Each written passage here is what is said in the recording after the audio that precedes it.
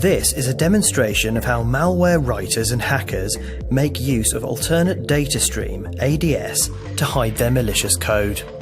Malware writers and hackers have been using various methods to evade or hide from antivirus detection ever since antivirus software existed. One method favoured by malware writers and hackers on Microsoft Windows platforms is alternate data stream, ADS. With ADS, one file can be inserted into another container or host file. Adding the extra file data to the host will not change the file size of the container file, and its file hash value does not change either. In effect, the extra data is hidden from most tools, such as File Explorer and many security tools. What attracts malware writers and hackers to use ADS is that the malware file can be hidden and made invisible. The hidden file data can still be accessed and executed. For example, if the inserted data is an executable file, the hidden file can be executed. If the inserted data is a PowerPoint file, then it can be accessed as a PowerPoint file. Special tools are needed to reveal the presence of ADS embedded files. In this demonstration, we will use Notepad.exe as the container or host file. The Windows calculator, calc.exe, is used as the executable to be inserted into the container file using ADS. The file can be inserted into Notepad by simple commands on the command line or by using standard programming calls, so malware can automate the process without any help from other specialist software or libraries.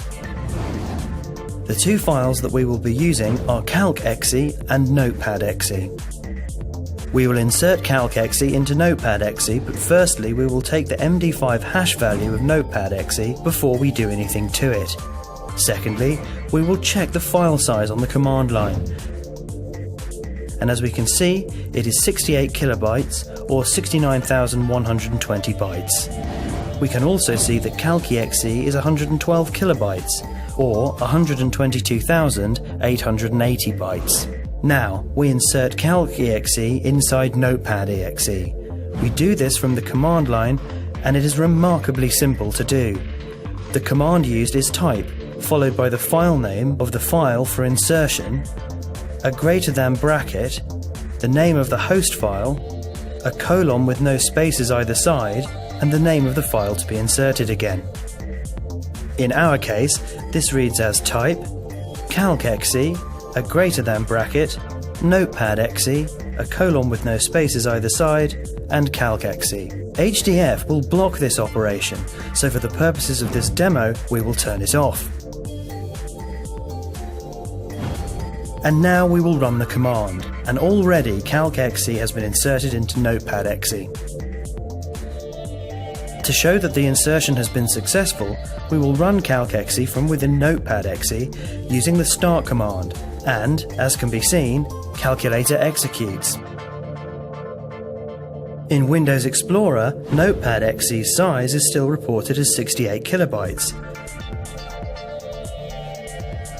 Using Task Manager, we can see that the calculator process is not running here under the name calc.exe. Instead, it is running under Notepad.exe, and this is a Trojan scenario. We will now check the file size of the Trojan Notepad.exe again on the command line. We'd perhaps expect that the file size would be larger than 68 kilobytes after calc.exe had been inserted, but the size remains at 68 kilobytes as before. Then, if we check the MD5 value of the Trojan Notepad.exe file and compare it to the original, we can see that, just like the file size, it hasn't changed. And because most antivirus software relies on hash value, for example MD5, to identify malware, such an attack would not be detected. Checking the HDF log files reveals that the creation of the Notepad.exe with the calculator embedded inside was allowed, as signified by code 0 in this column. This is because HDF was turned off. The injected file can be called anything that we like. For example, here we will insert calc.exe again, but this time we'll name it as a string of full stops. Again, we use the start command to run this strangely named embedded file, closing the last instance before running this one. It runs without any problems. We have successfully inserted another calc.exe inside Notepad.exe. Now we have two versions of calc.exe inside Notepad, one named calc.exe and the other named as a string of full stops, and yet we can see that the file size of Notepad.exe has still not changed, remaining at 68 bytes. If we check the MD5 value of the new Notepad.exe, we can see that it hasn't changed either. It is still the same as the second version of Notepad.exe which we created, which in turn was the same as the original Notepad.exe file. The MD5 value and file size is the same, even though we have two versions of calc.exe inserted and named differently. Let's have a look at the HDF log file. It shows what has happened. Our first modification is still there, where we took Notepad.exe and embedded calc.exe named as itself, and also our second modification is there, where we took the already modified Notepad.exe and added another version of calc.exe named as a string of full stops. So the HDF logs reveal everything we have done, and of course the calculator process does not appear in Task Manager. The next part of this demonstration shows what happens when HDF protection is turned on when trying to carry out this operation.